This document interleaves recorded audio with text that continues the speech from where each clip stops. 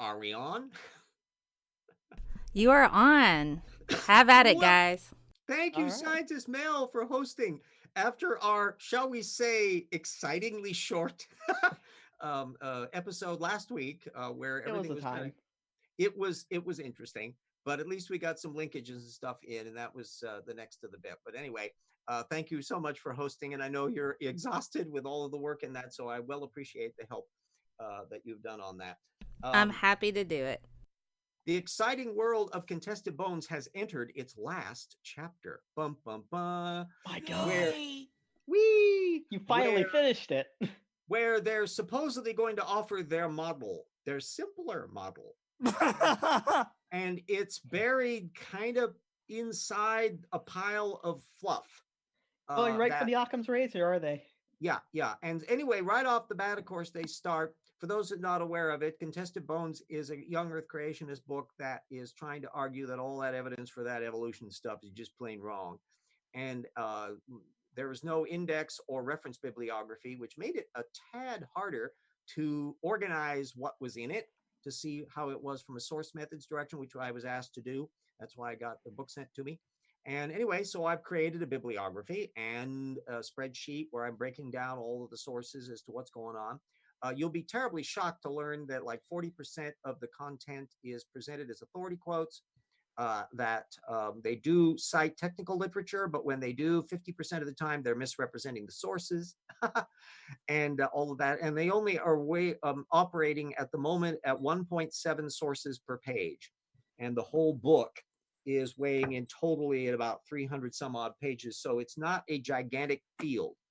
By contrast, we are looking like, well, I had 2,300 sources in Evolution Slam Dunk, and it's looking like we're about 4,000 for volume one of The Rocks Were There. So this is not impressing me much. But their argument in this new chapter is effectively a continuation of what's been embedded in their entire argument, which is what I described in my Troubles in Paradise project as the no cousins rule. This relates to Dwayne Gish and the idea that if you find that something is not the direct ancestor of something else, that therefore it has no evolutionary implications, that it's not telling you about what might be going on in the ancestors that you didn't get preserved. And so all of this is a creation of a fog bank. If you have read Planet of the Apes chapter from my TIP project, and if you haven't, why not?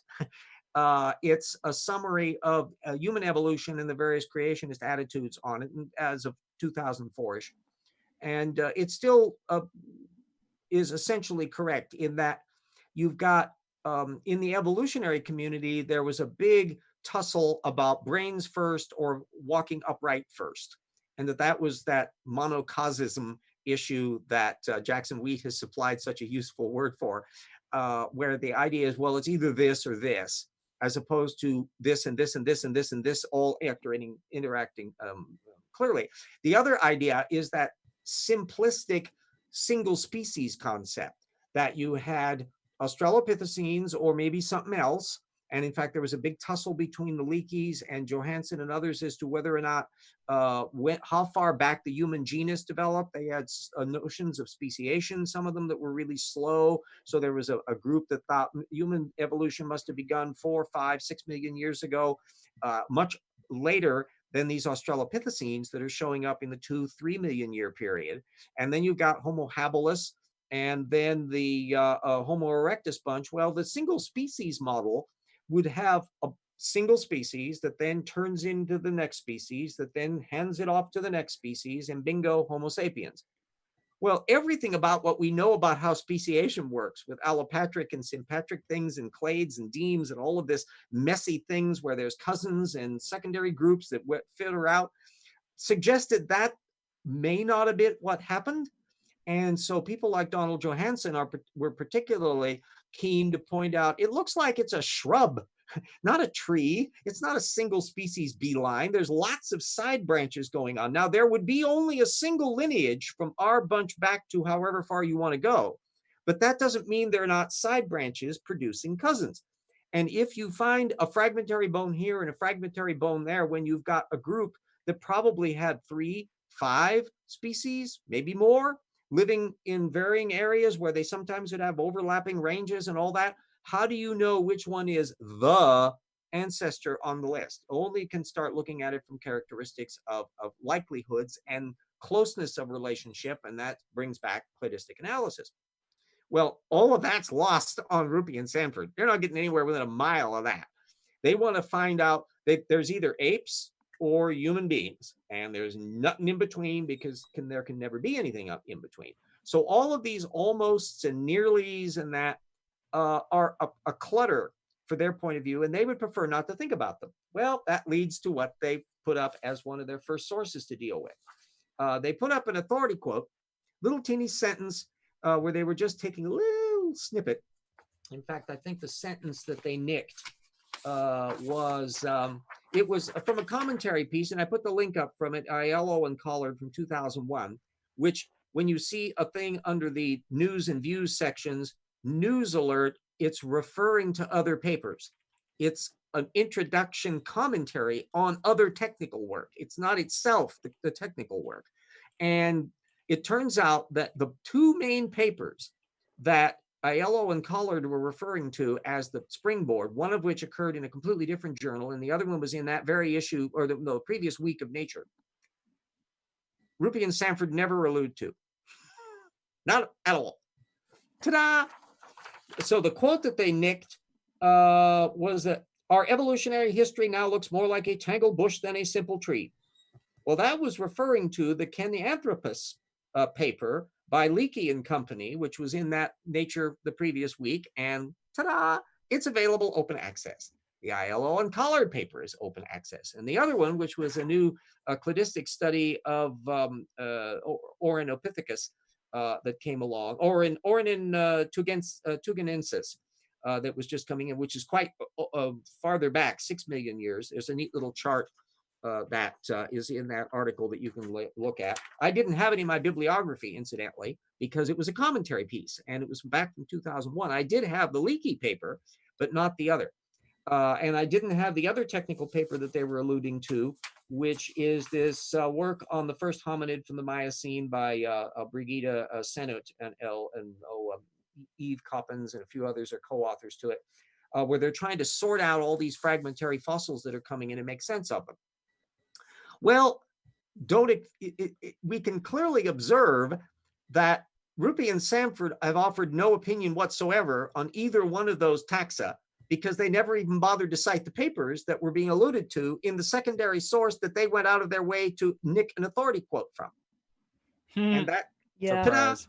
Yeah. Imagine my shock. It's not like they're kind of avoiding the fact that, oh, hey, modern evolutionary biology generally goes towards the bush approach more often than tree.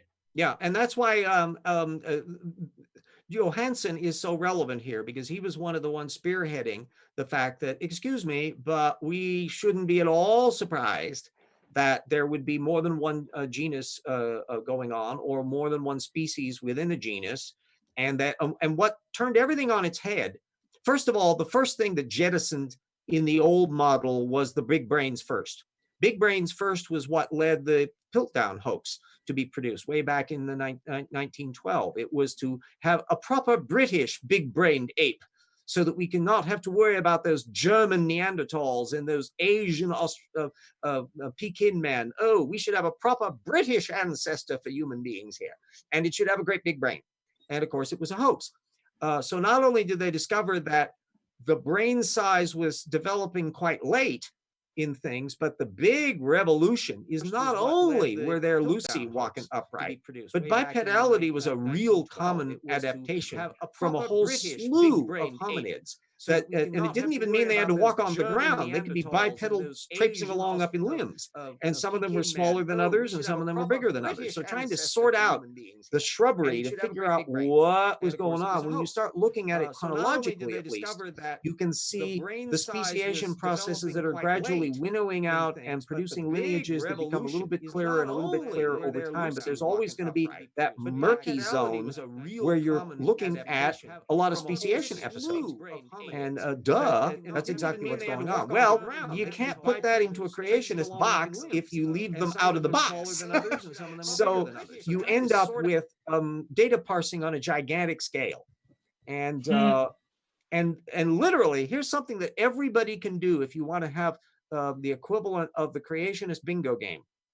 Write down the characteristics that a transitional form would need to have for human beings, for birds, for mammals, for whatever you like. If you like turtles, if you like anything else, you can find out in cladistic literature what the diagnostic characteristics and features are, what the relevant taxon elements are, and what elements are considered relevant to decide close relationship and so forth.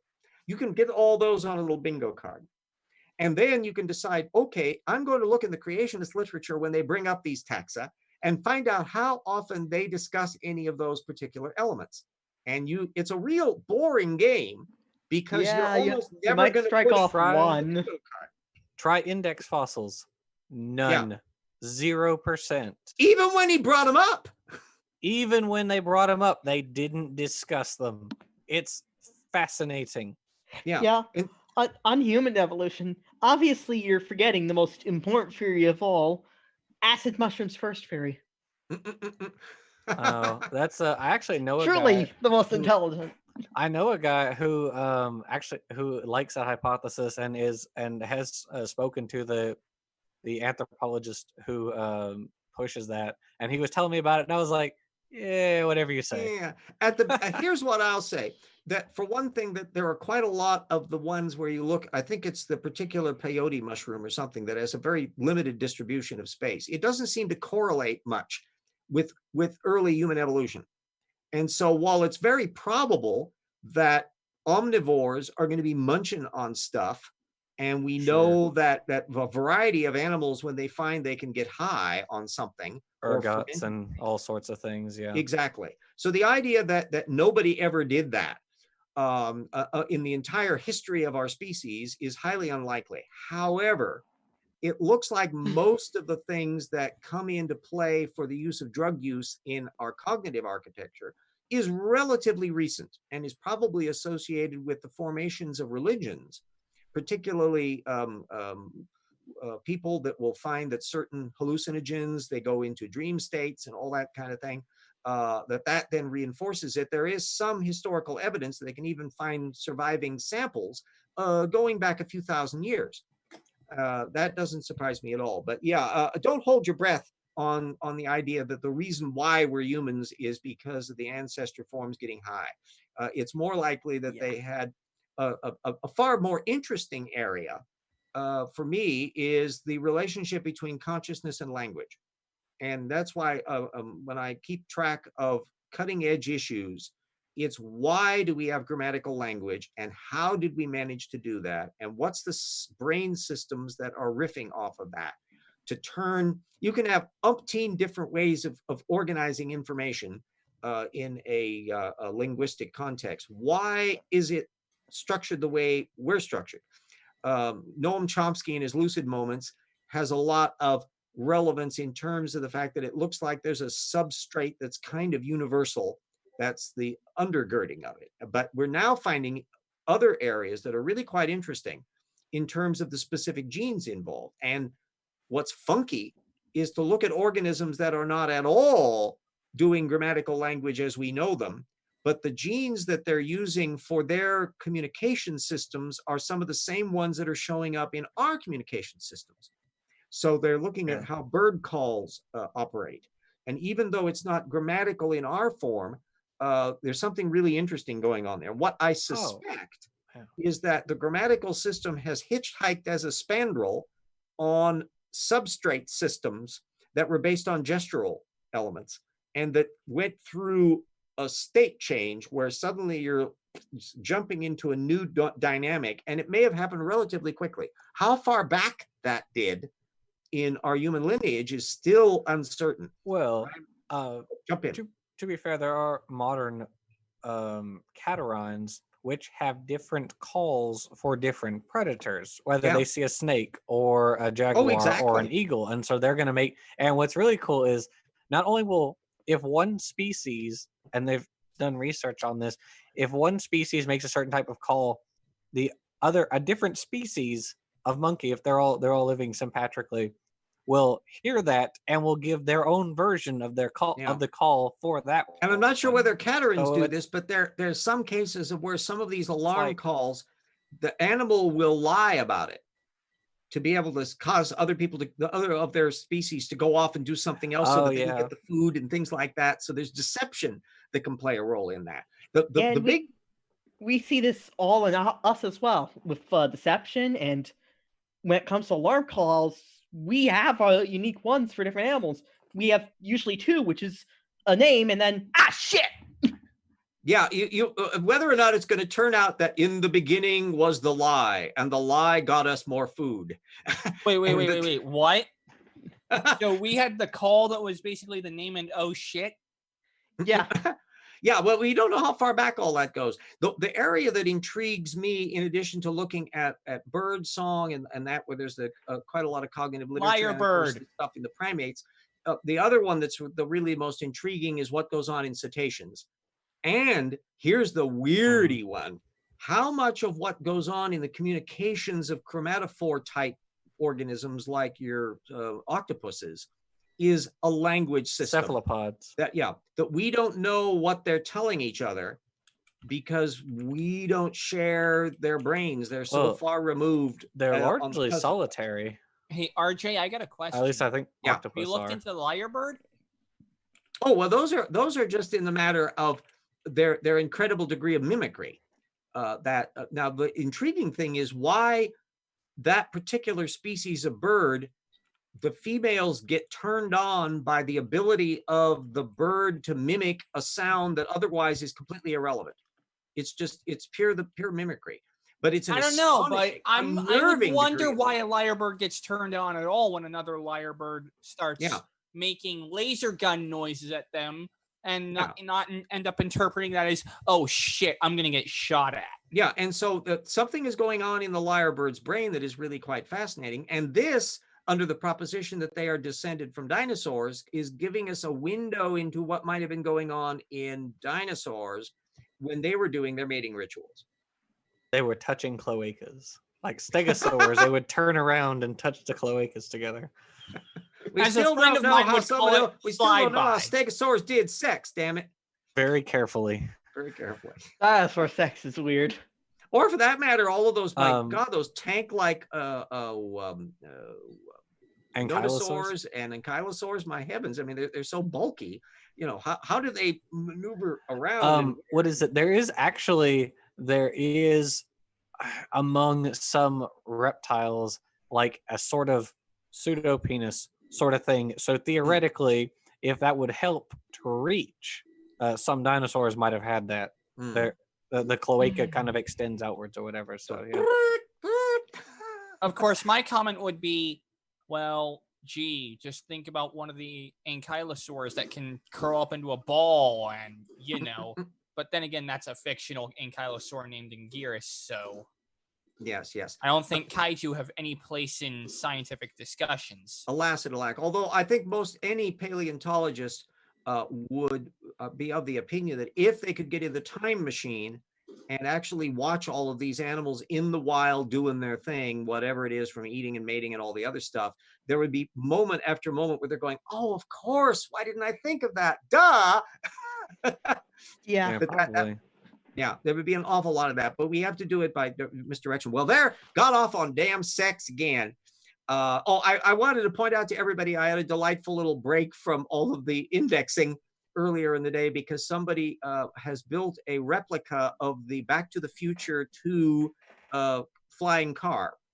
And they had it on display down in the River Park Mall. And so I had to trot on down and take a look at the thing. It's actually, I had not actually been close to a DeLorean before to realize how small the damn thing is, but he did an absolutely spectacular job of Yeah, recreating. sports cars tend to be smaller than you'd realize. Yeah, and he even had, I love the detail, inside the vehicle, resting on the armrest in the middle, was the Gray's sports book that figures in Back to the Future 2. They had a copy of that as well. I absolutely adored the level of detail that guy got into for this thing. Exactly. Yeah. No, anyway, so the linkages then for all of those technical papers, it's amazing, even as of 2001, what a pile up of stuff, because you have all of these, the Homo ergaster and Rudolfensis and Habilis and Garhi, and then Watch all those of the, names. yeah, all floating around off in the thing, in Ardipithecus ramidus, which they're not at all certain of how close they are to the African apes or not. And if the creationist wants to offer a model, they need to really be comprehensive about it. And they need to have a standard of evidence, which they apply rigorously, and then apply it to other things. And you and I, Jackson, know from our reading of the baraminology literature, they ain't ever going to get that far. No, they have taken Hovind, 0 steps all in that you need direction. to know. Oh, Kent Hovind is way below. I mean, when you look at somebody like Todd Wood and Kavanaugh and all the rest, which I allude to in some respects in Slam Dunk, they're operating in the Olympus of detail compared to little bottom feeder Kent Hovind. Hovind only knows the dogs and the cats and maybe some squirrels and all the barnyard animals and that Pine kind trees and elephants. yeah, and that's about as far as it goes. And we know when he's had his interactions with Aaron Ra, and when I had his It's interaction with him, Aaron Ra, Kent, not Kent. Oh. I mean RJ. I know. Damn it, it's hard to pronounce. It's like Pelagia and Pelagia and Titia. Pelagia. There you go. We have these little difficulties there. But anyway, I'll say nuclear too. There's no U. There's no second U, I should say. I know, and there are even some physicists who will pronounce it that way. And I've heard that, and it bothers me. And mutate, and we're our human language is terrible that way. And that's another fascinating thing about the neuroscience of all of that, how our language moves off in weird directions, whether we like it or not. And so you could almost say it's like memes. Yes, yeah. Richard Dawkins enters the chat. Which I will say that will, in the long term, probably long after poor Dawkins is dead, memes will probably be the thing that he will be most remembered for as contributing a concept that actually ended up having a lot of interest. Which is really funny because he developed that concept in the selfish gene concept, which is not actually entirely which is correct. Basically even he's given it up. So it's so funny that like his idea, like his baby is going to be left behind, but the arm of his baby is going to be although going to go into the future. It is fair to say there are some selfish genetic elements. Oh, absolutely. And it particularly plays a role in paternal and maternal imprinting and some of these other things where things get kind of a little niche on it. And you might argue that mitochondria are a positive bundle of selfish genetic elements that are in this little grappling act between them and their host organisms. The thing about it is it's not really a selfish gene, it's a selfish genome. The gene doesn't reproduce, the whole genome reproduces, Yeah. And so and that would be the same thing in some respects for memes. I think of a meme as a concept that our meat computer really likes thinking about. And that meat runs computer, you mean a brain? Yeah, our little meat computer. And that it really enjoys doing. And that's why the memes would have a life of their own. It's why certain things work well and certain things don't. It's arguable and a thing to explore in due course, that religion is a meme cluster that our brains typically like. And that's why most people end up with something like that going in their brain just automatically. It doesn't matter what content, it can mix and is changed radically over time to where, and that's the other fun thing about trying to figure out what was going on. How far back in human history do the religious components go, and what kind of things were going on, and how much of it's the same as what we're dealing with now, and that's different. Well, let me break briefly for a thanking of our patrons, who are much appreciated. Not that I'm out of the woods yet. Ends of months are really bumpy and juggling bills and all the rest, but it's way less panicky with all the people that have helped so far. And we've got our colleagues Hendril and Eric Raleigh and Speed of Sound and Cirrus and Zeshi And we got our researchers, Travis Adams and Convert Me and Eat Meal, and James Fitzwater and History Minor, and Ralph McFadden and Pologia, and Benjamin Simpson and Ugly German Truths, and our assistant researchers, Mike Apple and Ian Chen and Doranku and Todd Israel. I love it when the list gets longer and longer because it knows people are out there. And friends, Daniel and Stephen Bauman and Marigail Beddoes, Insects Are Cool, Devin Miranda Reeves, Morton Nielsen, Paul the Skeptic, Puffalophagus, Bo Hobo Rasmussen, Staggles, Buy Alex, his damn book. and Paul Williams. Yes, buy my damn book. And Buy the book. And soon the next book. And Paralogs of Phileas Fogg, if you like novel, you can find links of them to my website. And then our legacy patrons, I will continue to thank you. Even though you haven't been able to help all the way through, but you have help when you have. Jan and Jody and John and Keith and Andrew and Dyer and Yui and Mona and Brad and Daniel and Nana and Sun Sky Stone and Everett and Sewer.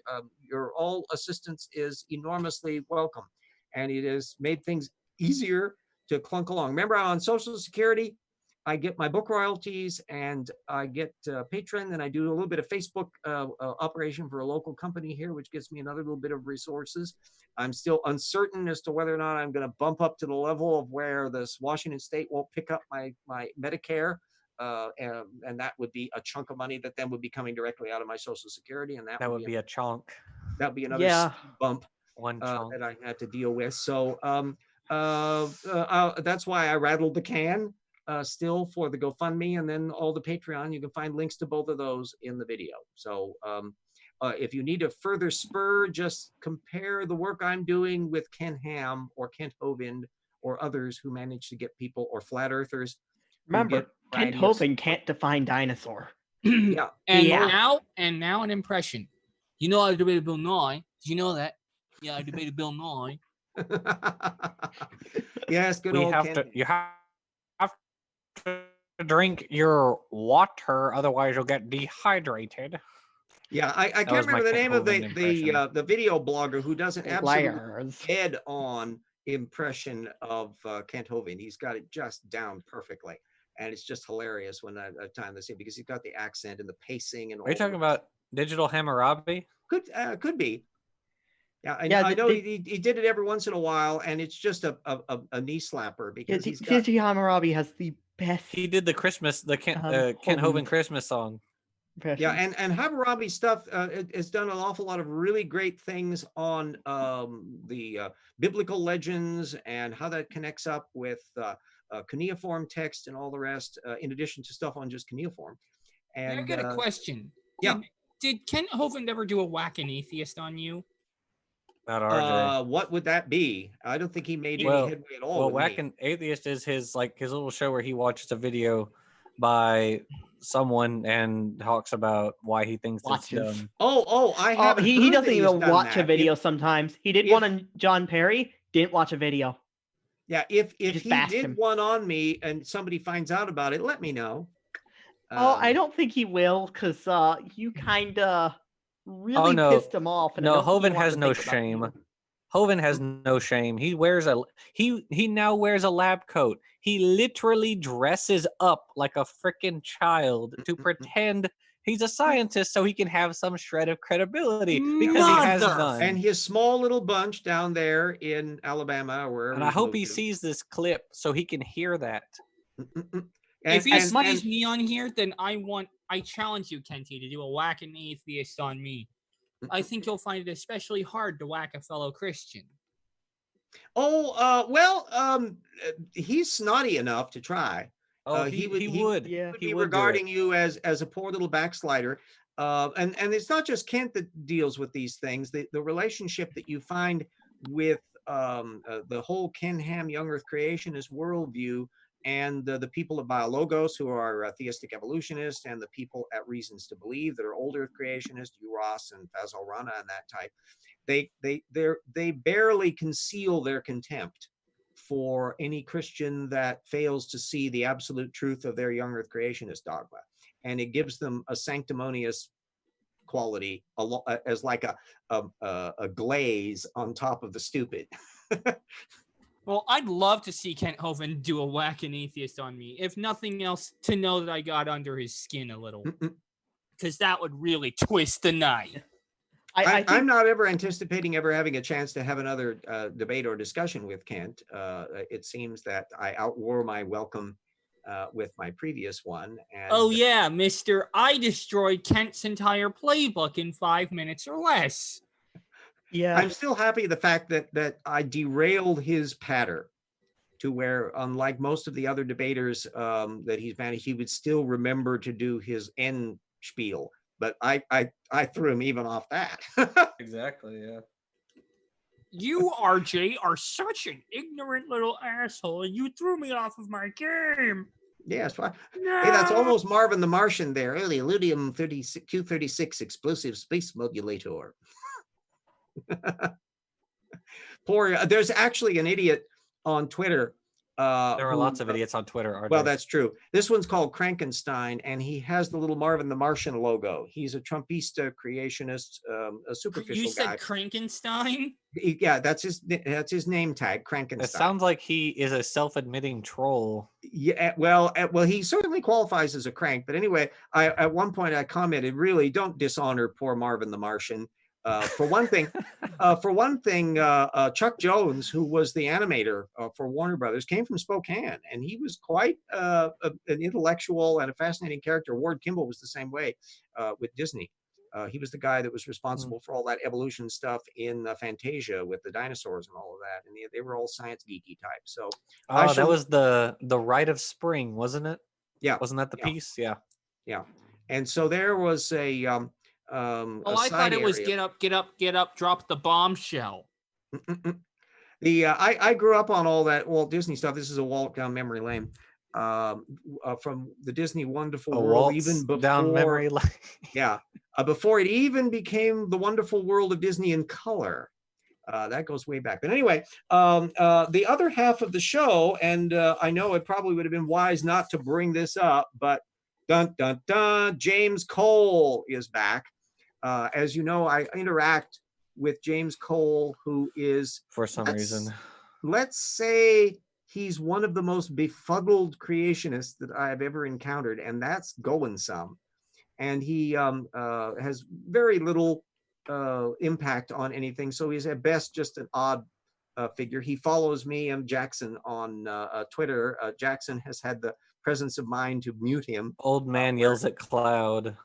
But he'll jump in. I'll be jousting with President Trump's feed every once in a while, and suddenly he jumps in and trots out some technical paper and light and the dissolution of the Big Bang and all of that because of something that has nothing whatsoever to do with it. Anyway, he shot his mouth off again back in January on 23rd, where he tweeted that, quote, Eugene Koonin has since totally reversed his position on neo-Darwinian evolution to meet Darwin's conditions of life, which have been linked to what all serious scientists know about horizontal gene transfer, question mark, which was a tweet that even trying to parse, what do you think you just asked me, was the main thing. But it was a link to a paper that our friend Koonin did with Krupovic et al., which is a wonderful technical paper, which does not discuss neo-Darwinian or Darwin at all. And it's available open access, so I put the link up on it as well. But it goes into the idea that Kohl will link to this stuff as if it somehow supports his case. And the person he reminds me of most is poor little Mr. Intelligent Design, somebody who is just a complete fuddlehead. And thank you, Brian, for putting the WordPress website up there. Anybody who wants to get my books, you can just link on the tortucanwordpress.com, and then you will find the links to both the fiction and the nonfiction books, which you can go and get to if you do not have. And if you know about it, tell other people about it. Tell them, A, they're good books, and B, RJ can use the royalties. And if you are really flush with money and you have a creationist that you can't stand, isn't Evolution Slam Dunk a perfect gift to give to that person to annoy them?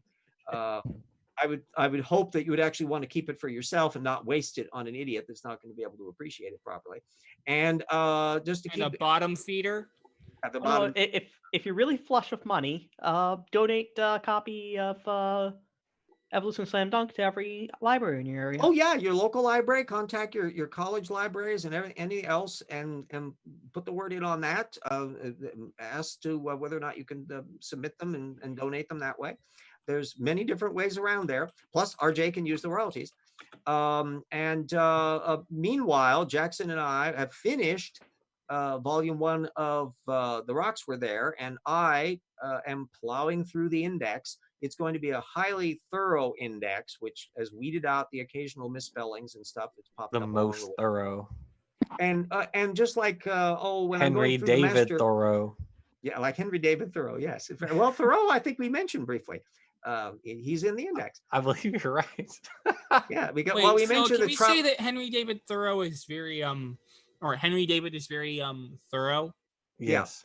He comes up because one of my favorite examples about the nature of circumstantial evidence is from Thoreau. And he comes from that period of a lot of people that were quite science geeky. And Thoreau summed up an argument very beautiful. Some circumstantial evidence is conclusive, like finding a trout in the milk. Yeah, true. And it summed it up quite nicely. Well, people forget that an awful lot of the writers in that 1800, 1830, 1840 period, both in the United States and in Europe, and fiction writers were big on science groupie. And they were just delighted with the new science that was coming along. And that if you want to, you can see even in the early stages, Frankenstein is feeding off of this culture of what was going on with voltaic cells and what's the nature of life and all of that. So these things have been churning around quite a lot. The cultural divide between literature and science that got to be more of the norm in the 20th century and shouldn't have been, I think is starting to change as you're finding more and more people who are integrating the arts and the sciences again. And you find the people who are rock musicians who have a biology degree and or doing acting and in other areas. So you're finding an intermix of stuff that's kind of getting us back to where we were there, where heck, if it's interesting, connect it. And you don't have to say, well, I'm an artist or I am a scientist, never the twain shall meet. No. Mark Twain was a great science groupie. He clearly paid attention. Our most brilliant president, Abraham Lincoln, not only was quite a science groupie, he had not yet read copies of Darwin on his shelf, RJ, and has a patent. There's a meme. It's a football player says they had us in the first half. And I thought of that when you said that sentence. He said, our brilliant president, and then you said Abraham Lincoln, and I went, oh, okay. Yeah. Oh, Well, this is to borrow a phrase that Donald Trump, you're no Abraham Lincoln. He is exactly the opposite. Lincoln is clearly our most brilliant president. He is so bright that the people around him didn't know how bright he was. He was clever at diffusing all of that. And somebody like Seward, who was his Secretary of State, who thought he was far sharper than Lincoln was to begin with, eventually dawned on him, no, when Lincoln's in the room, that's the smartest guy in the room. And he would figure out ways to get what he wanted and find ways with these folksy tales and all the rest. But to show you just his memory alone, he could recite from memory huge swaths of Shakespeare plays. And anybody that knows Shakespeare knows that's not a low intellect. And he's a man after my own heart because he's a polymath who was up from the bottom. He self-educated. He was a voracious reader. Voracious reader is not something we could ever use to describe Donald Trump. I don't think he's read his own book. I don't think you can even use literate to describe Donald Trump. Yeah, well, there is a good argument to be made that Trump may be mildly dyslexic, and that he was I think he's undiagnosed anti-literate. as a kid. Well, that's another factor, but that he may seriously. There have been teachers and others who look at the signs that he does and his behavior that suggest that it's very probable that he has some dyslexic features. And so that's why he doesn't like to read. And he reads very badly, and he slurs words and transposes things in clumsy ways, and was never diagnosed. I know words. I have the best words. Did you But see a don't you know video he's got a perfect recently medical record? where he's like reading a speech and he's using his finger to like underline the words as he's reading it line by line? So I'd love actually to that know- makes sense. Yeah. And this is no excuse for being stupid, And I expect presidents to be better than that. At least, I'm sorry to get political, but it kind of inevitably do. And by the way, I'm happy. I should be watching the Democratic debate, but I'm recording that one so I can get back to it and watch it. It's from what I've been watching Twitter, and it's mostly RJ 2020. I've been watching the Twitter feed, and it seems like it's mostly Warren beating down Bloomberg, and that seems to be the majority of it. RJ, I'm old enough to be president at any time. I'm well over that. In fact, I'm younger than quite a few of the people running for president currently. Yeah, that's saying something. I'm fine if Bloomberg gang is shit handed to him. Well, it's going to be an interesting bit because Bloomberg, first of all, knows how to get under Trump's skin, and it's plain that that he's indicated that independent of whether he ever gets the nomination, he is going to be doing ads down to the wire, and he is an actual billionaire. He's worth like $60 billion. So he has committed to like $2 or $3 billion that he's going to spend on this election cycle. Trump doesn't have that money. The Republican Party doesn't have that money.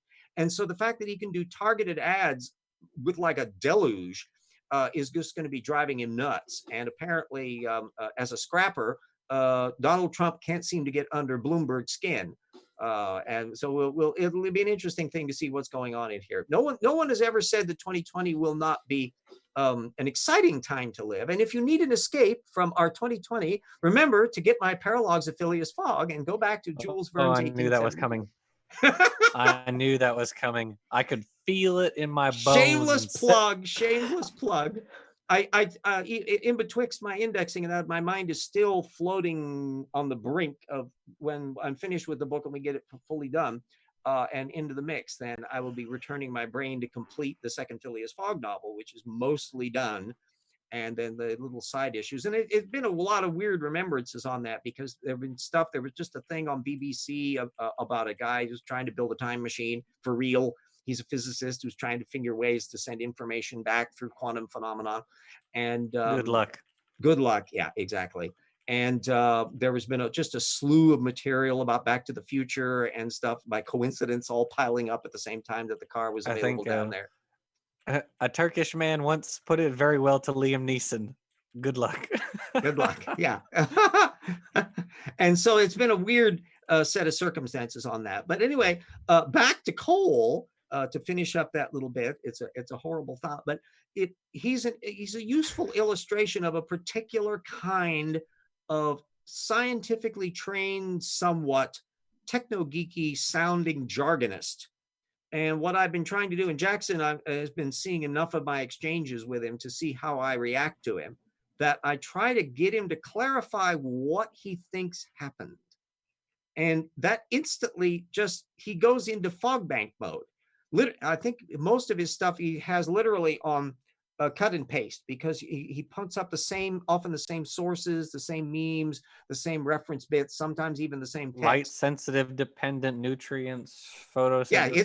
Yeah, it's corroded into your brain, you poor child. I know. It's the worst. Yeah, and it's intriguing that you won't find many people who are taken seriously, but if you find somebody that can take him seriously, that's instant warning flag. Like Maddox. Yeah, Maddox.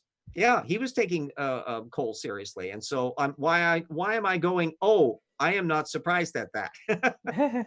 Yeah, I'm not surprised either. I mean, well, actually, I guess I say I am honestly surprised to find anyone even like knows about him. Aside from like the piece that PZ did way back, aside from that, it's like he really doesn't show up anywhere. Yeah, just nowhere. He's a minor blip on the scope, and the same is true for a lot of little minor characters. Some of them figure though in the lower level apologetics bunch, like the cryptozoology stuff that Vance represents. Vance, yeah, and the and Dave Littell. And the Ron Wyatt, who is dead now, but he was the one who supposedly found the wagon wheels from the chariots of Exodus in the Dead Sea, or the Red Sea. Lord. And it was stuff that was so flimsy that most young Earth creationists weren't taking him seriously, and yet you still find him that there's a little groupie of Ron Wyatt people floating around there, and you'll be more likely to bump into that crowd when you're in the Karl Baugh, Kent Hovind level of bottom feeder subculture. RJ, you Mhm. might know the answer. What was the? I don't remember if that was the same guy, but who was it who claimed the coins have the inscription of Quirinius on them, but no one can see the inscription? Oh gosh. Wait, what? I'm sorry. What now? It Yeah, was yeah, well. yeah. I can't remember the guy either. Whether or Okay, not it so might have the been that. so Whether or the not it. argument is that there's a way to fix the Luke and Matthew genealogy by claiming there are these coins that have Quirinius's name on them because he was the governor of Syria, even though Syria was not owned by the Romans yet. But that's beside the point. Because Mm. and so they figure they can fix the genealogy with these coins. But the thing is, the inscription isn't there. It's not Yeah. on the coins. Yeah, But he I don't think it was. I don't think it was Wyatt. It might have been. I think it's somebody that's kind of associated with that. Oh God, I've forgotten his name. It starts with a D. Who's trying to rearrange the Egyptian chronology to fit the Bottom Exodus. feeder. But yeah, well, Probably. they circulate in that little area. I know I've got some material buried somewhere in the notes on it, and some people who were criticizing him, like people who actually know Egyptian coins and and coins from the period, to realize that this isn't cutting it. But the interesting thing is, who that person was doing with those coins exactly what Zechariah Sitchin was doing with cuneiform texts relating to the Babylonians. Oh And God, it's not somebody Zechariah Sitchins. yeah, Did somebody say spirit science? yeah, methodologically they're indistinguishable. And I've annoyed some people by when Josh McDowell pops up, and I say, Oh, well, Lord. his approach to things is exactly like Nostradamus believers. And I mean that literally, that he cherry picks and parses the history and all that kinds of stuff to get the prophecies to fit. And so you can see that there's a commonality of method to people who believe things that are not true. And you can see that the structure of it underneath from source methods has a commonality of element, even though the pieces that are on top, the data floor, vary from one person to another. So Right. once you understand that underlying methodology, you can apply it to all different cases. And that's when I bumped into occasional people. There was a day a person visited a secular club. And so he is technically an atheist. And I was chatting with him, and he started talking about the British royal family as head of the drug cartel. And at that Nice. point, I'm going, Tortugan alert here. This is somebody who's coming from that extreme right-wing viewpoint that, oh God, oh, yipes, I've forgotten the name. He ran for president, dropped dead, I think, a few years back. I can't think of his name right off the bat. He gives Wackaloonery a bad name. And he was part of this conspiracy element. And I was probing him, where are you getting your information from, and all of that. And so I was getting all of these alerts that were popping up. And he was a Lots of flaming red. racist. Oh, yikes. fun. Yeah. Fun. So you get things that source Actually- methods questions are extremely useful, and you can probe people relatively quickly. It wasn't a laborious process to find out people that you can put them on when they start kind of having generic statements. You want to ask for specifics, and odds are they will start specificing in a way that will trip into their obsessions, and the obsessions will reveal the weirdness part, and then you can just kind of go with it. RJ, In the you know, same, I yeah. think that's a good segue to the Dawkins tweet this past week. Oh, yes, yes. For those of you who lived in a cave and did not know that Richard Dawkins suffers from foot and mouth disease yet again, that he was, there's some efforts to try to upraise from the dead eugenics. And he made the mistake of saying something which was technically kind of true, Right. but badly worded. Very badly worded. That of course Yeah. selective breeding can work. It works all the time. And why would we think it not work for us? However, the problem with selectively breeding people for Morality, traits versus psychology, sociology, biology. is the fact that the things that people would want to be bred for in a eugenics context are exactly the things that don't have unique traits. You can go for the length of legs, you can go for stuff that are physical, eye color, superficial physical features, those kind of things. But intellect and a lot of these other things there's no gene for those. There's a massive interlocking systems. And that's why the whole eugenics things, once we started understand, I would contend that eugenics was demolished when we found out about alternative splicing. And you realize that any attempts to kind of select for most traits that involve these things, you're going to get so many pleiotropic connections, it won't work. Right. And That shouldn't work, polygenic even if it inheritance. could work. Because how do you is Beethoven valuable? How do you do for that? Do you have to make sure he's deaf? What exactly are the conditions for Beethovenosity? You know, that we don't know that. And so the idea is just don't try.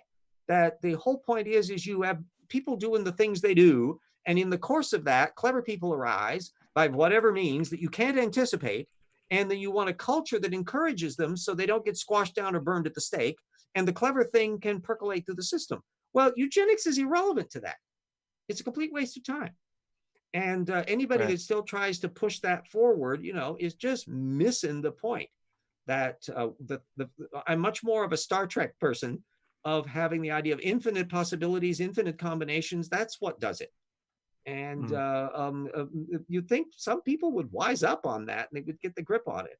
That also the other factor is that even if you could specify the kinds of characteristics precisely, I would recommend everybody watch the wonderful movie Serenity, which is that is a very good movie. It is one of the best science fictions of the last 20, 30 years. And it was based on the extremely good TV series as well. If you think of it as a science fiction Western, that's missing the point. It's really sharp. The director of it is marvelous. And it's about philosophy and life and all sorts of things. And the Serenity film is all about the idea of people trying to meddle to make a world without sin. And oh, did this not work out well? And that you can see the unintended side effects of things. And to see even at they created the absolute worst thing. And good intentions don't even help you any. That it's ironic that the reason why we ended up with a big polio epidemic is because we were curing measles so well. Because it turned out measles was inoculating people from the virus of polio inadvertently. And we removed that selection pressure in a dynamic that we didn't know was even there, that ended up with an unintended side effect that had more unintended side effects. So it's the same. There are so many things in life that people need to pay a much more of attention to the contingencies and unexpected things. And that's why a Gouldian way of looking at the world over a Richard Dawkins way of viewing the world is a more practically useful. I would say, I think that I would disagree with that. I think they're both in the same boat. I would say Gould or Dawkins versus Conway Morris. Conway Morris. Yeah. Let's have them all beat up on Conway Morris in the middle. Yeah. I mean, because Conway Morris is like, if we replay the tape of life, we would get arthropods and vertebrates again, which is like, there's a little bit of a Pollyanna aspect to Conway Morris. Conway Morris is a theistic evolutionist, brilliant paleontologist, and excellent one. I mean, absolutely. He got the better of Stephen Jay Gould on a variety of technical issues, which was quite good. But the thing is, and Dawkins, of course, is not a paleontologist at all. He's a zoologist, so he has a completely different. He comes from that Nino Tinbergen naturalism and a bit of operant conditioning kinds of behaviorist approach. There's a very different worldview from where politically as well as culturally from the place where that's coming from. And so there are a lot of these issues that pop up. When you're looking at Richard Dawkins, you're seeing kind of the last fossil remnant of John Maynard Smith and a whole long slew of British biologists that carry baggage with them. Yeah. In the same way that when you hear Stephen Jay Gould as a little icon, there's baggage involving that and punctuated equilibrium and left versus right and squabbles with E.O. Wilson over sociobiology back in the 1970s. There's baggage that goes on that now gets shunted aside because everyone's too young to remember it. But that's what old farts like me are for, to remind everybody about all of that extra baggage. So it's important, especially when you're dealing with an old fart scientist. Find it dandy, watch and read their books and study. But remember, as an old fart scientist, they probably have a backstory and you might want to read more about to find out what that is, to put it into better perspective. So when you see Dawkins put foot into mouth with such alacrity, you'll know a bit more about where he's coming from and how to deal with it. Yeah, and He it's really not should the, stop eating his own foot. it's not the first time he's made other comments before where it's Oh, like pedophilia good, thing that he did a while back, and I the mean, comment that he had to the woman it's in the like, elevator at a good convention. I mean, Lord, boo, he you just know. doesn't. No, I- Linda, shut up. I'm not I sure his have a foot not- is in his mouth. I think he shoved his leg down and going through out of his ass. Yeah, and anybody that's in the public eye, I'm a tiny little blip on the scope. I'm well aware of it, but I take the attitude that everything I say is meant for public consumption and eternal knowledge. And so you better be careful what you say. Say what you Sure. believe, Yeah. say what you mean, think through what it is you believe and what you mean. And I suppose it's because I am somebody that pays attention to creationism so much. I am so aware of how authority quotes are taken out of context and how the creationist manipulates that stuff and metastasizes it. And so when I'm looking through technical literature, for example, I'll see an article that might not really necessarily need to be put in the reference bibliography, except for the fact that the abstract talks about the problem in phylogeny and so forth and so on. And I go, ooh, that looks like a quote mine in the waiting. And so I'll put it in my reference bibliography. And about half of the time, some anti-evolutionist is going to end up picking up on that. There were, well, I was going to say, long story short, did that, but I was like, no, actually, he didn't do any research. He just read Jonathan Wells' book, Icons of Evolution. Wells paraphrased, no, he didn't. He had two papers, one from, was it like the 40s and one from the 80s? Because his book came out in 2000, and he said, biologists are still arguing about the definition of homologous. No, read the dates and say it again. Yeah. And as I know from TD Lane, you've got Evolution Slam Dunk, so you're going to be plowing through lots of examples of Jonathan Wells sticking foot in mouth on technical issues. Both that feet. for somebody with a biology degree, Wells should not be making the mistakes and misrepresentations that he does, especially on gene duplication and stuff like that. To be fair, RJ, he has admitted he got his degree to destroy Darwinism. Oh, yeah. He said that. So not only does he have an axe to grind, he carries it around with him and hugs it a lot. I'm pretty sure he sleeps with that axe. He does. Oh, he my precious, the precious. Yes, the precious. Wells, however, is in the class of Dwayne Gish detail fiddler. That he's one of those that festoons his argument with technical papers. Not a lot, as both Jackson and I have discovered in doing this new book, is that on the pecking order of vomitous footnotes, Wells is actually a relatively mild one. That's Andrew Snelling and Nathaniel Jensen, and John Woodmarapp at times are ones that you see their reference bibliographies and you're like, holy shit, this thing runs on for 5 pages. It's just a mammoth deluge of technical citations. And so plowing through that can be daunting unless you figure out how to triage to find out, well, wait a minute, let's leave aside all the boilerplate. Let's go down to his critical point. Let's see how he documents that. And then you discover, he got a problem when you try to see him actual documentation level for this particular point. But yeah, Wells is an interesting little character. I put him in the Dwayne Gish of intelligent design for a while until Casey Luskin came along. And although Luskin is now out of the picture, Luskin still occupies something like 14% of the entire intelligent design literature in my reference bibliography, because he was just so polymathically verbose in screwing up on such a variety of posts on there. I think I've got like 400 or 500 Casey Luskin posts in my reference bibliography, and an awful lot of it is the same kind of a shtick. And we rake him over the coals in the new book. Yes, we do. At several opportunities, because he just can't resist weighing in on some of these little issues Oh, I'm in gonna. areas that's way above his pay grade. Oh yeah, I'm gonna love when people get to read about him screwing up with the ice fish antifreeze.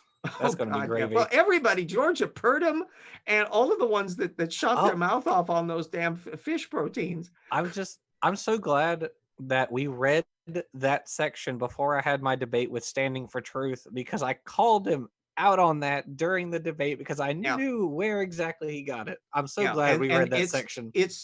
and that's the whole bit when you become a professional anti-creationist, to where you're familiar with the primary source material at that level. It gives you a level of confidence when debating with anti-evolutionists, because you're just kind of sitting back there waiting for them to walk onto the gangplank that you are about to pull the lever on and drop them into the pool they have that has no water in it. Yeah, it's oh my goodness, I'm so excited for people to read it. Oh, and speaking of footnotes, we have a lot of footnotes, and actually a number of our footnotes became like Info boxes. became the boxes, which Yeah. is really cool, and I really like the way it looks. So Yeah, I'm glad I they did really that. love the bit. I got this from reading that wonderful book on creationism from a bunch of ex-creationists that we referenced. And Oh, I yeah. was looking over the style of it and I didn't know realizing, it was possible to be an ex-creationist. oh God, yes. Oh, yes. There are Oh, quite a yeah. lot of them. And in Apologia. fact, Apologia's one. Bill Ludlow interviewed quite a lot of them, and Dapper Dino has picked Dapper up the Dino's mantle been doing and that. continues to interview. He even had an ex-old Earth creationist that are much rarer than the ex-young Earth creationist. And Dapper Dino himself is an ex-young Earth creationist, and Pelagia is an ex-young Earth creationist. So Yep. I mean, they're Oh, not. I mean, he is a former Christian who takes a look at the claims of Christians, although I don't know if Apologia would ever talk to me about stuff, because I'm just a Christian who accepts evolution. Well, if you add an ex-creationist phase, I mean, if you were formerly that, then yeah, it would be perfectly fine. You for could him to go I do don't on that. even think The- I've ever in had fact, a creationist phase. the authors of that book that I was referring to, God's Word or Cain. something or other. Yeah, it's by God's word Jonathan versus Cain. human reason. And that there's a spectrum of people in there. Some of them are ex-creationists, but they're still religious. Some of them are Yes. ex-creationists and they're Mhm. now free thinkers. Some of them are atheists. It's a spectrum. Mhm. But the main thing is they were going after not only why they changed their mind, but what their mindset was while they were a creationist. And it's a very informative book. But anyway, they had these boxes up that were set apart and with a gray background underneath them. And it turned out to be extremely good. In fact, when I was doing my own test bits, this is an actual page from the book. And so there's these little My info boxes God. in there that are structured, and I use the little boundaries because some of them will spill over a single page. So there's For one like on page reference, 44, 45, and all that. a number of the info boxes were footnotes. Yeah. Think about that. Yeah, and well, I knew Paluxy River. I knew was going to be a big one, and when I realized the fact that some of these things were spilling over a page or more, I'm going, yeah, that's making it awkward for the thing. And then I thought of this other approach, and then of course something that extrapolated all the way into a chapter-size appendix was Yeah, the it's an epilogue. yeah. But that's the way it goes. The main thing is we wanted to have a hugely comprehensive set of information that not only fairly goes after point by point by point the actual claims of young Earth creationists and their intelligent design caboose, but also hits off as much as possible of stuff that's actually popping up in modern discussion. And Mhm. I've been delighted at how often, and you may have discovered this too in your own interactions, and you did with the first fish antifreeze, is we will have discussions with social media or Twitter or elsewhere where literally somebody is bringing up the exact topic that we have just completed in the book. And so we can fresh just on our hit back. minds. Yeah. Yeah, it's Yeah, like so yeah. it's going to be a useful enterprise on there. And that's just volume 1. And then volume 2 will be covering a more on human evolution and the origin of tetrapods, just a delightful stuff on the origin of the flood Oh God, stories. it's so bad. And It's so bad. Oh Jesus. Yeah. Oh, dear. I almost cried when I saw that I had to read another Menton chapter. yeah, good old Menton. And I don't think, and Menton, we rake him over the coals a lot. Yeah, When a when whole lot. because Menton is already in the index now, it has a lot of index points on there because Menton shoots his mouth off on a lot of topics. Yeah. And he's even though he doesn't do debates or anything like that, but he is a font of air quotes wisdom for an awful lot of creationists who rely upon his arguments, Yeah. even including the Scopes trial and a lot of other stuff. He pops up a lot. Sarfati is another one that falls into that category. Andrew Snelling and Jensen and the like. There's a coterie of people who a lot of anti-creationists may not be familiar with because they're distracted by the fluffy bunny of Ken Ham and Kent Hovind, as opposed to their technical people who have their articles with their footnotes and their graphics and all of that stuff and will look very sciencey to outsiders. And they just keep hammering away. There are some of these cases of where radiometric dating and the Ice Age issue and ice cores and the stuff that Hebert, for example, will do an article on it, and then another one next week, and the next month, and another one next month. And it's just the same material repeated mantra-like over and over and over again, but the same references and all of that, just repackage. So we'll be have those in our reference base so that anyone can follow through and look up all of this stuff, of which fortunately the vast majority of this material is available online. So you can get it free text, and if you don't want your eyeballs to glaze over and you can go at it with that measure, you can actually get this as well. And we encourage everybody, don't take our words for it, fact check us. We are quite confident that you will discover that we have played fairly with the facts and have done things quite precisely. Well, do we got, Brian Stevens brings up, Mutable Destiny brings up, Paul Turner is also an excellent source for virus evolution. I may or may not have familiar in there. It's also, Brian Stevens brings up Dmitry Petrov as some recent work, but we don't have a link handy. Yeah, there's a lot of material that's out there. I try to make up connections in my own data field to cover as much as possible. And when I discover a new area that I didn't have covered well, then I go into it and do all of that. And it makes my argument stronger, and it makes everybody that interacts with me stronger on that. And the whole idea is how much of it that we can do in social media to save time, so that anybody, for example, out there that is watching this, or that people who are watching this know people who are doing this, who are going to do debates with creationists, make sure that you've done your homework. And if there are areas you need to do homework on, contact one of us. Hit me up on Twitter. Any of these things, I'd be absolutely delighted to give pointers and things and information and technical works that are relevant, because we want everybody to interact with the woo with the best information possible, up to date, because there's no excuse for it now. We're in the 21st century. We've got access to such a plethora of technical literature that there is no excuse for going into a debate with a Ken Ham or somebody and not being up on your game and not knowing their side better than they do and the technical literature better than they do. And when you know that, you can just go, and they just will not ever want to debate you again. So we're past the hour. We're past the hour on that one. I think we've covered a lot of turf. And we'll be on next week. I'll be resuming my index where I'm in the ends, and we'll continue up down to the end of things. And hopefully by the end of the month, we will be able to get the book organized and out on Amazon, and you'll hear about it because we'll all be going around through Facebook and Twitter and all the rest, telling everybody about it. And we will also be doing a little video on your channel, Jackson, where we'll do a little short blurb. An advertisement. An advertisement for the work, yes. Indeed. Now, of course, my kilometer is going off. And it will be off the charts. We're really proud of this thing. I think we're adding an important work to the literature that fills holes that no one's dealt with before. We're tackling subjects that have not been dealt with on anything like this scale before, and nobody is going to accuse us of not being well documented. Now, of course, boy. I'd like to say it's nice to have been on my first ever evolution hour. Yes, Tornado. Welcome. And water's fine. TD, you can beware of the fact that Evolution Slam Dunk is like an appetizer for the rocks were It's there. it's the prelude.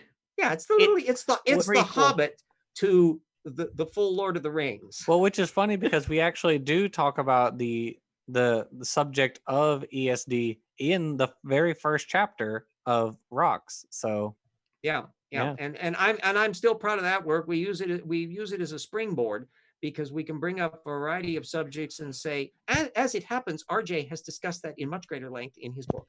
we do, yeah, a couple of times. Like with regard to M. Aaron and Krieger. Oh my God, Charles Oh, Krieger. Krieger. Oh, Now- he's on Twitter. I did not know that because I saw that you were jousting with him, and I just had to laugh Yeah. because he's the moron who said the Ligocyphus was a mouse. Yeah. Just, oh my God, you're so stupid.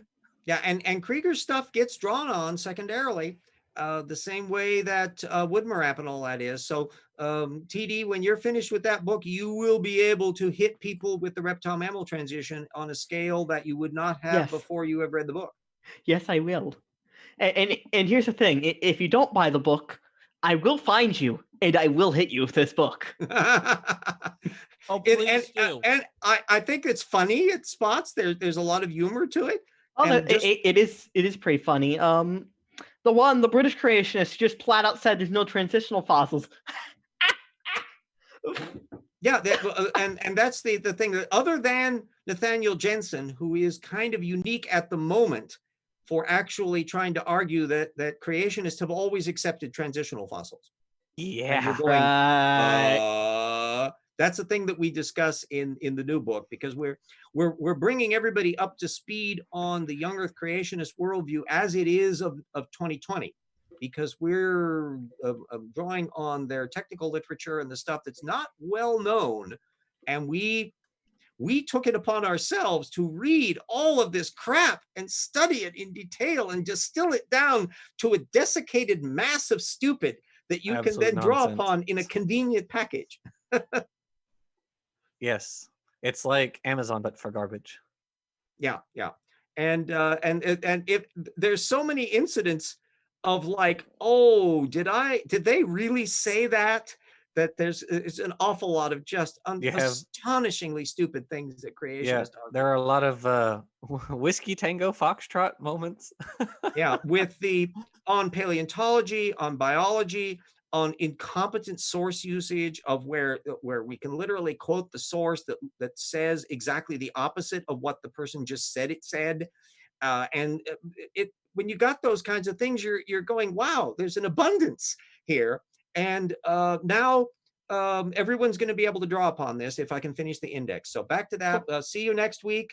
And Sources saying thank the you, opposite BJ. of what the person said they said. It reminds me of Hacking, who unfortunately is no longer on Twitter. Oh, thank Well, he'll God. probably be back under another screen name. Oh, certainly. They're like the dandelions of summer. Anyway, thank you, Mel, for hosting us again. Hope we didn't tire you out, because I know that this No has been the most problem. helpful. Shut us down. I'm glad to have been here for the first evolution hour. It took a while. Yeah. Technical issues and such. Falling asleep. I'm so glad to have the dial hosted last week, because I did not expect YouTube to